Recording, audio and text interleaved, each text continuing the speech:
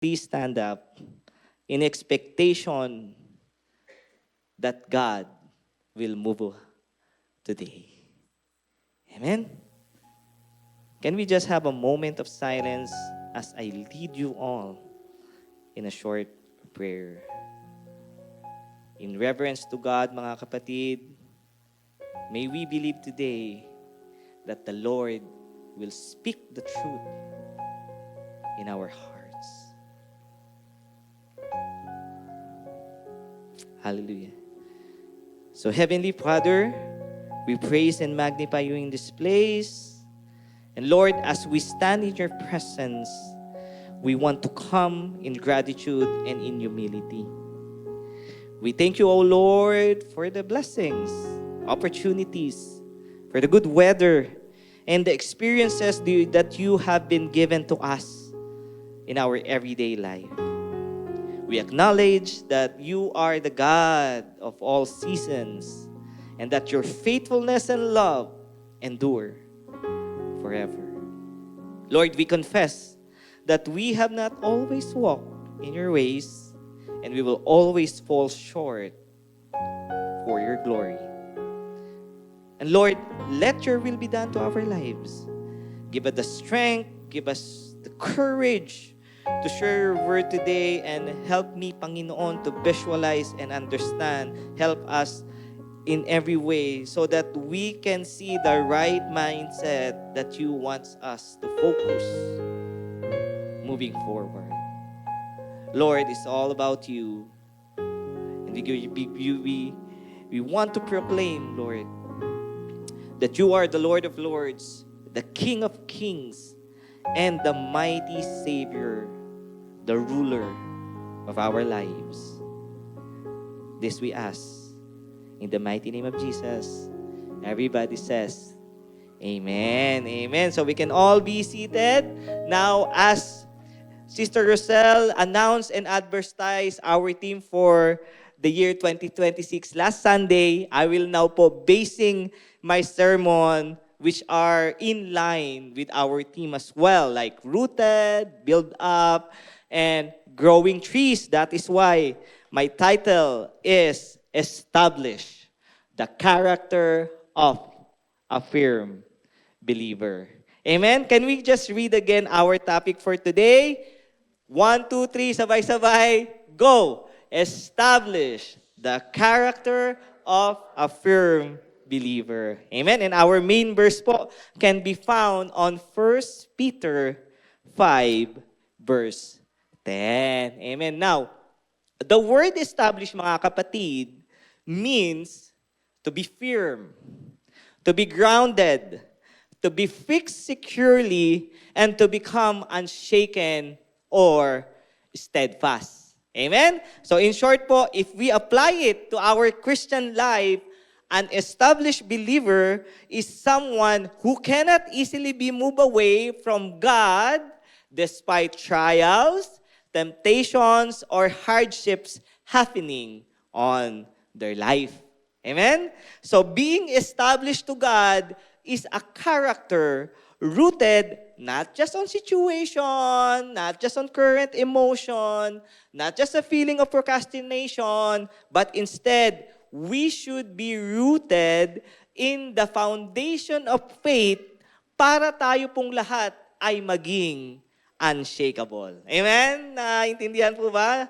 Napaka-simple lang naman siya, no? Amen. Now, ganito pa yan. To understand more about this message, itong specific verse na po na ito, itong 1 Peter 5:10, Peter wrote these verses to those believers, na nakakilala na sa Panginoon, during that time that they are suffering heavily under the persecution of Emperor Nero. Amen?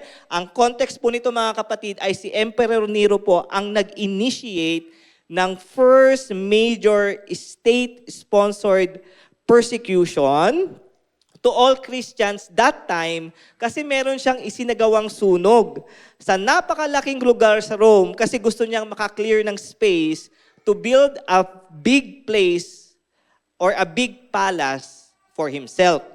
So it was around 64 AD. Now, ganito ang nangyari.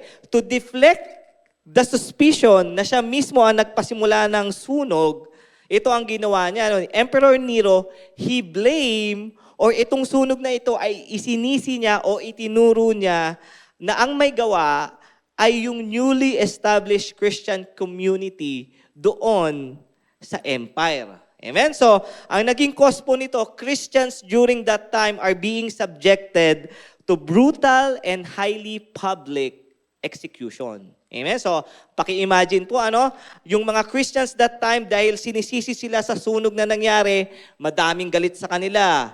Hinuli sila ngayon. All of them, their families, so much hatred to them, and they were wrapped in animal skins at sinisilaban sila ng apoy tuwing gabi to illuminate Nero's imperial garden. So, tuwang-tuwa si Nero, pinaglalaroan sila, kinukutya sila, at ito pa, marami pong mga Christians yung mga nahuli at inilagay sa arena for entertainment. They were being chased by dogs until death sa loob mismo nung arena. So doon na sila pinapakain ng buhay at doon na sila namamatay. So grabe po talaga yung nangyari sa panahon iyon. So many believers were discouraged, some were afraid, and some were wondering if following Jesus was still worth it. Amen? Nagigas niyo yung istorya? So, ayun po ang context. That is why Apostle Peter wrote this letter. 1 Peter 5:10. And the God of all grace, who call you to His eternal glory in Christ, after you have suffered a little while, will Himself restore you and make you strong, firm, and steadfast. Praise the Lord for reading His word. Amen? You see, church, despite what is happening that time, Peter wrote this letter to encourage the Christians to remain firm and established in their faith. Bakit? Because Peter understood something important. He knows that suffering can either break a person or establish a person. Tama, di po ba? Amen? And alam nyo, it is the same in our Christian life today. Suffering can either break us or establish us. Because alam nyo, life always has a way of shaking us. Di po ba? You see, during that time, it was persecution and heavy suffering. But today, it is a form of what? It is a form of disappointment. It is failure.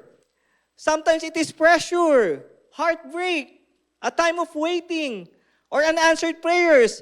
There are moments when we feel unstable, emotionally, spiritually, financially, even mentally. Amen? But mga kapatid, here is the good news of the gospel, as was Peter is saying, because God does not allow to leave His children to be stuck on being broken and being unstable. Amen? You see, yes, it's true. God allows seasons of suffering to believers, but alam nyo po, His purpose is always beneficial. Because it cultivates restoration and establishment in our lives. Because if God wants us to use us greatly, He will first establish us deeply. Amen? You see, church, God never wastes our pain. Yes, sometimes God allows certain circumstances in our life. He let them happen because He is building stability in our life. Amen? So, for today po, ito po ang plano natin ngayon. I will give you 4 points or 4 spiritual truths that Peter show us in this verse on what kind of people can God produces through trials and grace. Amen po ba? Amen? Because when God established a person, He does not only change their situation, He also changed their foundation. Amen? And if we are truly established in Christ, mga kapatid, our lives will begin to reflect a certain characteristics reflecting His faithfulness to our life. And that is our evidence. So today po, that is my goal for you.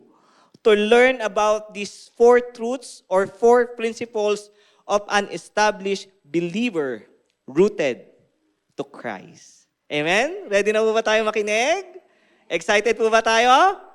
Sige po, umpisahan na po natin siya. So point number 1, the first truth behind an established or a firm believer rooted in Christ is number 1, established believer are strengthened by grace.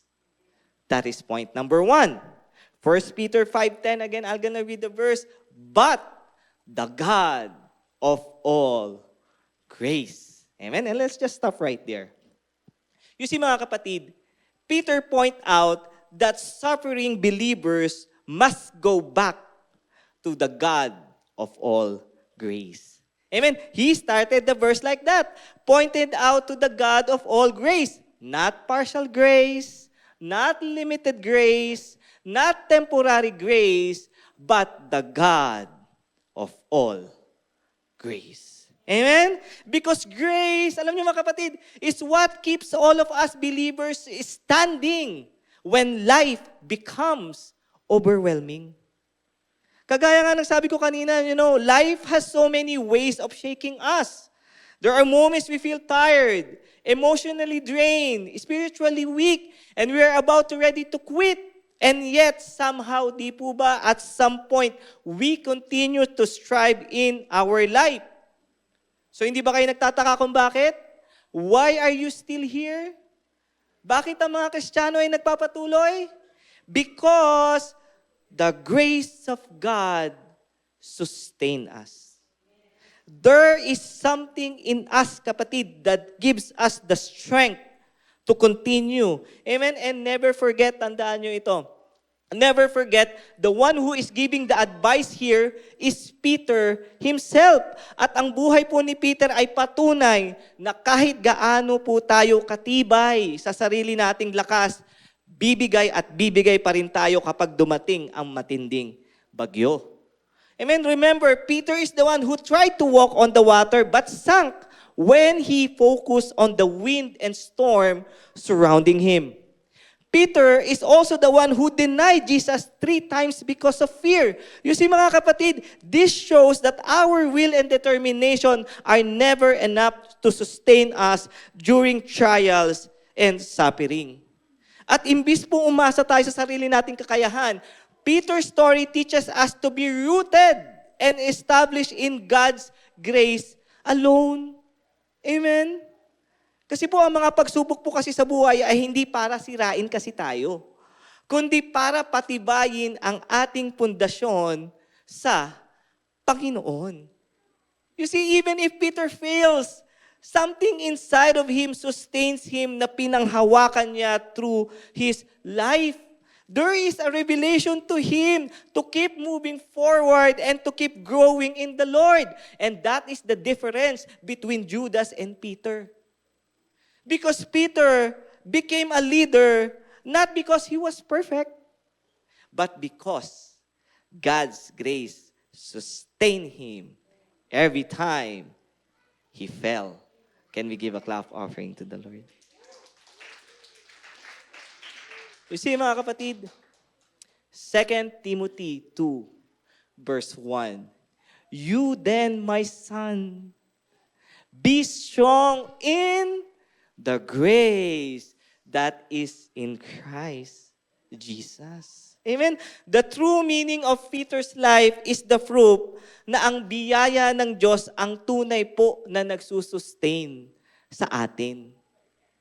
Peter did not become a rock dahil siya po ay likas na malakas. He became a rock dahil siya po ay firmly established sa pag-ibig at kapatawarang natanggap niya kay Jesus. Amen? And his journey po proves na ang ating growth doesn't depend on how hard we try to standing, but instead, it is dependent on how the grace of God works in us to sustain us. Amen po? Amen? You see mga kapatid, we can be much stronger if we do not rely on our own strength. And yes, our will may fail, but His love and grace will never let go of us. Remember, we are sustained not by our own strength, but by the Lord's grace and mercy. Maliwanag po. Naintindihan po? Amen. And there you go. That is point number 1. The first truth behind an established and affirmed believer rooted to God is an established believer are strengthened by grace. Amen? Now, moving forward, point number 2. The second truth behind a firm believer rooted to Christ is number 2, established believer anchored in eternal identity.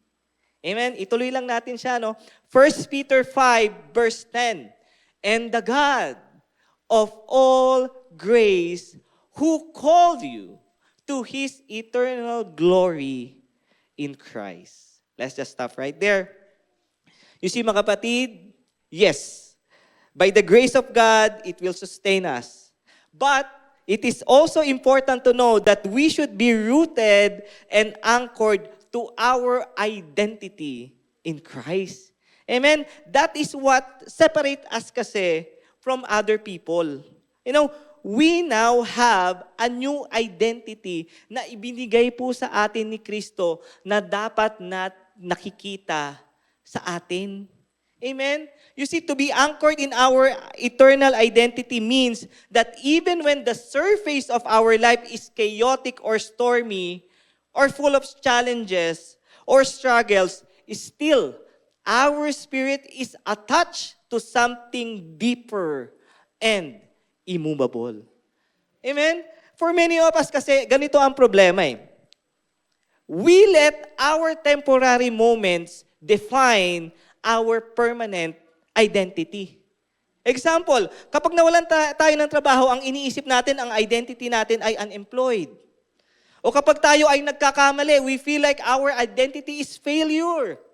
Kapag bumagsak tayo, ang pinapakita nating identity, wala na tayong kwenta.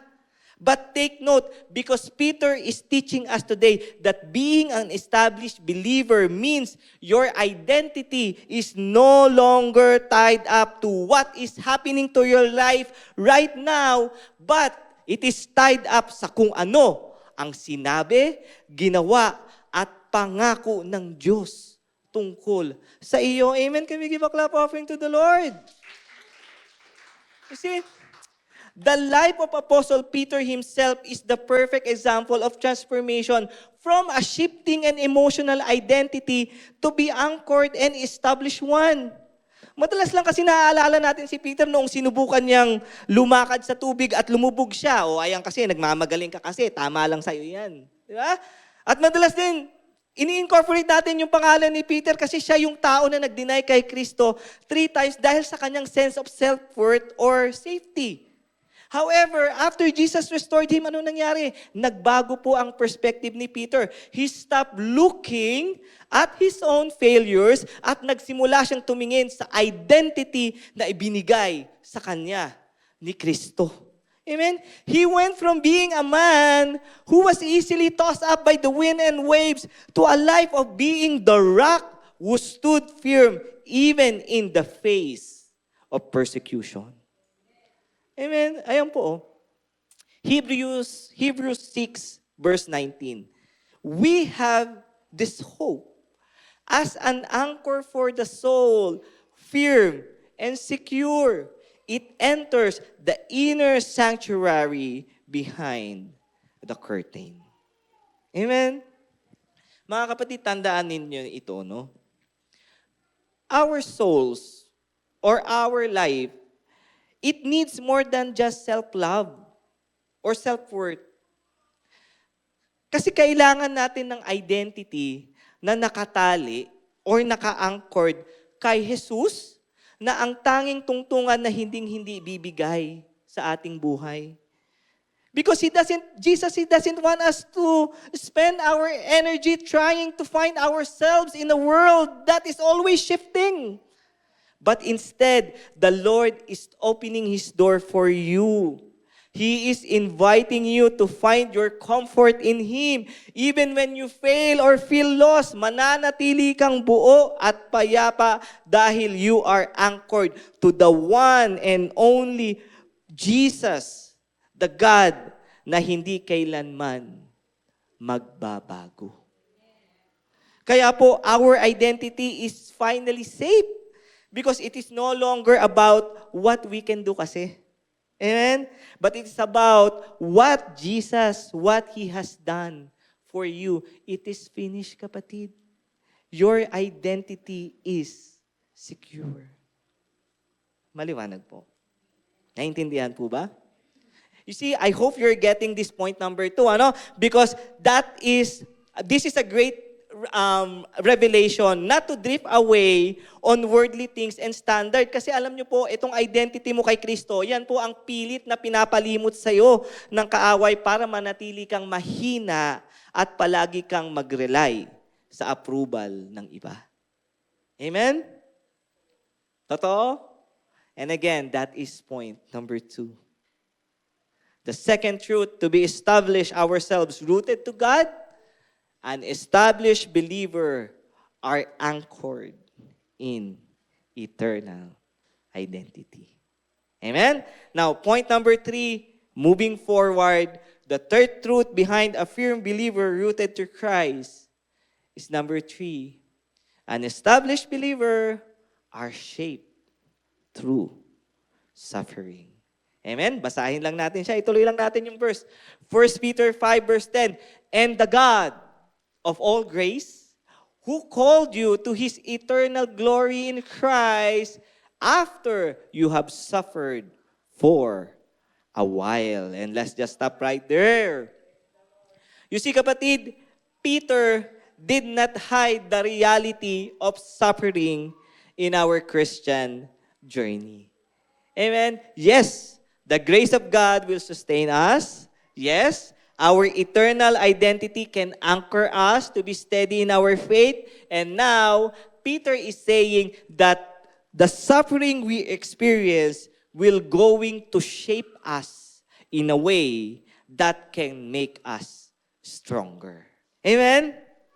You see, alam niyo po kasi, following Christ does not mean life becomes problem-free. Sila nga noon, pinersecute eh. Di ba? Alam na natin ito. But still, Peter remind us, tayo po all believers that is suffering is only for a little while. Yan po yung sinabi. Anong ibig sabihin yan, kapatid? Your suffering is temporary. Meron pong expiration date ang ating mga pain, ang ating mga struggles, ang ating mga hinaing. And these things that God allows has eternal value kung tayo po ay hindi susuko at magiging established sa presensya niya. Amen? Marami po tayong matututunang bagay sa ating suffering if we just stay positive and hold on to the promise of God. Ano yan? Trials can teach us patience. Hardship teaches us dependence to God. Waiting teaches us genuine faith. And our long-lasting hurt can also tied up to a life of total surrender to the Lord. Amen? Because alam niyo po, some of the strongest believers, disciples, and followers of Jesus that I know are the people who went through the hardest storms and perseveres. Amen? Nagpapatuloy, nagtagumpay sa tulong ni Kristo. Because God uses pressure in our life to produce perseverance, mga kapatid. Ayan ang sabi sa James 1 verse 4, let perseverance finish its work so that you may be mature and complete, not lacking anything. Amen? Can we give a clap offering to the Lord? You see, mga kapatid, true spiritual maturity and stability are not built during the times of ease, but it was forged in the fire of difficult trials. Because should be tested. Otherwise, we will never learn to trust God. Submission to the Lordship of Jesus Christ is being tested. Otherwise, we will be shallow and stuck as immature.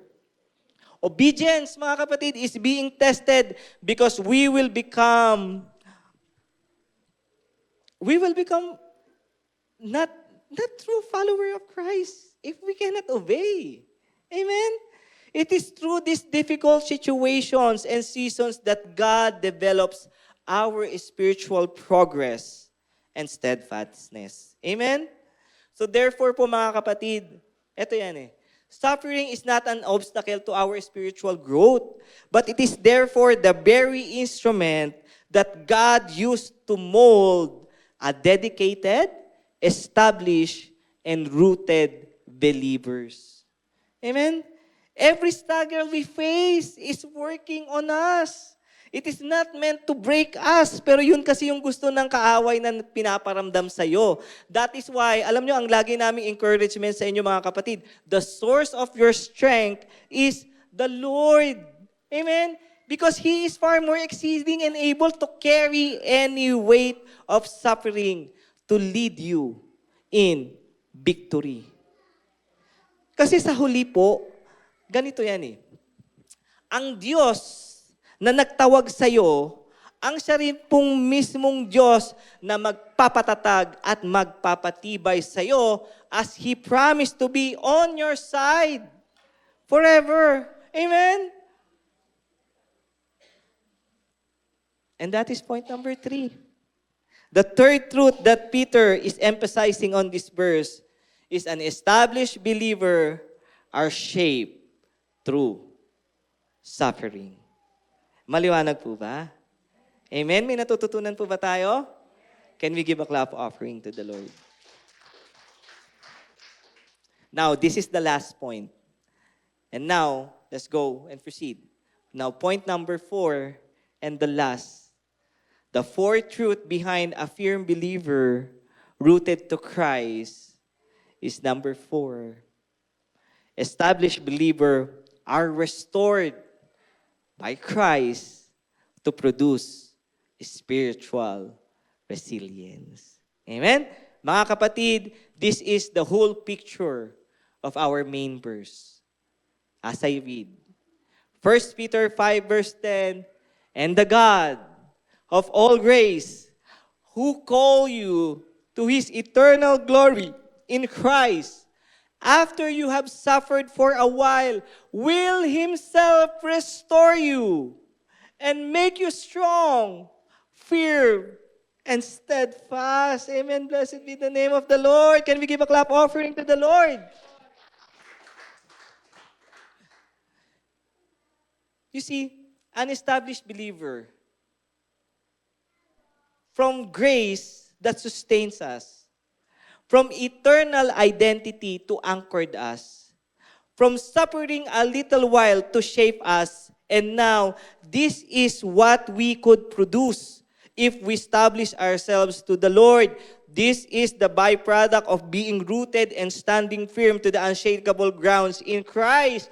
We will produce a character called spiritual resilience. Amen? Tanong, again, who will restore you? Who can make you strong, firm, and steadfast? Amen. That is God. He is the key to our resilience. So do not rely on your own strength. Amen. Ito pa mga kapatid, linawin natin to. Ang spiritual resilience po is not just about the ability to survive from the storm, but it is about the ability to recover your strength and keep standing after you weather that storm.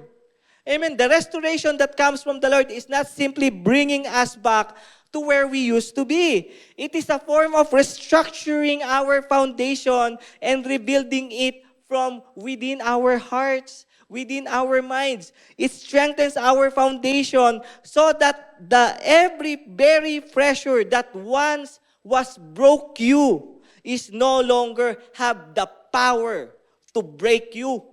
Amen? Naintindihan natin yon? That is spiritual resilience.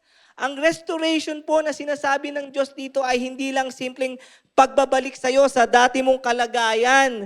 Sa halip, ito ay merong backup support galing sa Kanya upang mas lalo pang tumibay ang iyong pundasyon para mas makayanan mo ang mga bigat at pagsubok na dati ay sapat na para durugin ka. Amen? Yung problema mo noon na iniiyak mo ng madalas, hinahandusay mo sa lapag, yung tipong apektado ka, minamani mo na lang ngayon sa tulong ng Diyos. Hindi ka na natitibag.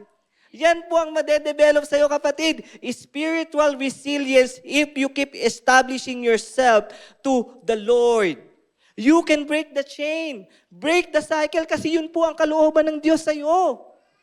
Hindi ka ba nagsasawa, paulit-ulit na lang, po problema, iyak, hahandusay, nag-survive, tapos hindi pa natatapos, hindi ka pa nakatatayo, nandyan na naman, problema, iyak, hahandusay na naman, mukha kang kawawa at magtatago ka na, nawala ka na.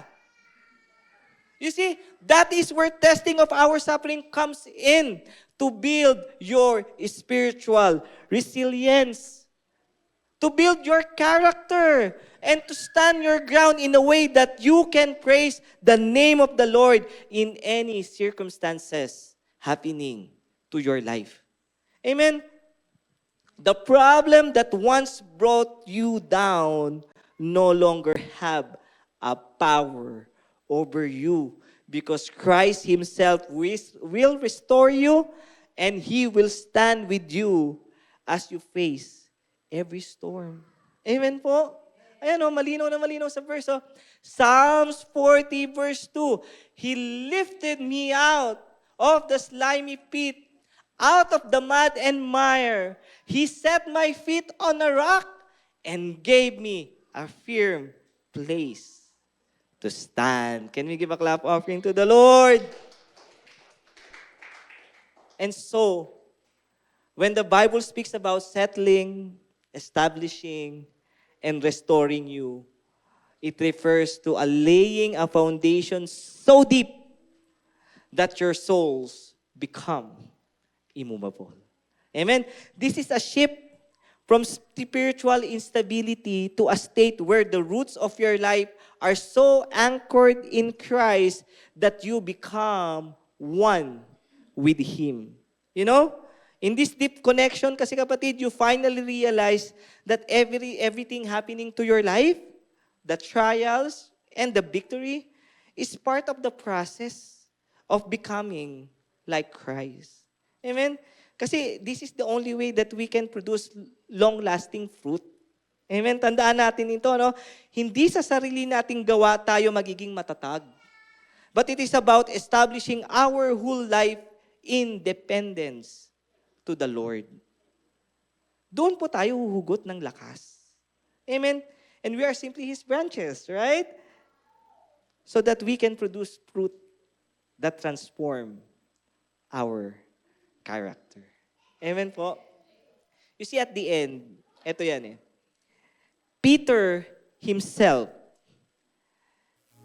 serves as the ultimate living proof of a person that produce spiritual resilience.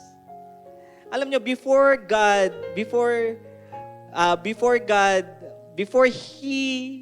Peter was established, you know, Peter lacked the resilience to face trials, di ba? Sabi ko nga kanina, he was a man who could walk on water one moment and sink because of fear.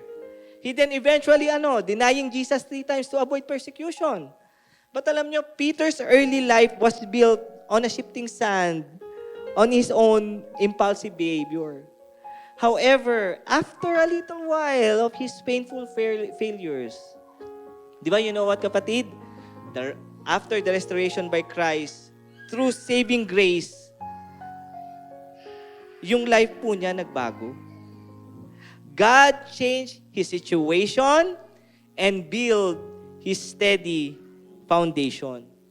Alam nyo, he stopped being a man easily uprooted by fear and become a pillar of resilience that serves as a living example for all of us to follow.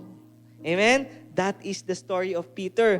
And based on his own experience, he encouraged every believer in this 1 Peter 5:10 that are suffering, failures, persecution, trials can really actually produce spiritual resilience.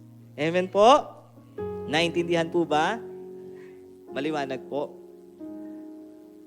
So I hope you learned something new today, something that you can practice and apply to your Christian life. Something that, enlighten your heart and mind, because truly, the Holy Spirit is talking to us today.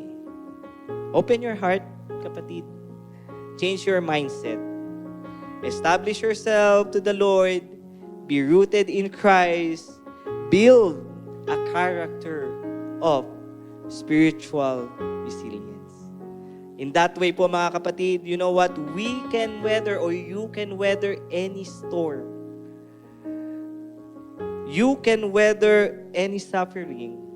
And just for a little while, God will restore. Amen? Palakpakan natin ang Panginoon. In summary, mga kapatid, here are the 4 spiritual truths of an established believer. An established believer is what is strengthened by grace. He was anchored in eternal identity. He shaped you through suffering. And finally, an established believer are restored by Christ to produce spiritual resilience. So kapatid, if you are suffering right now, music team, it is not the end of your story.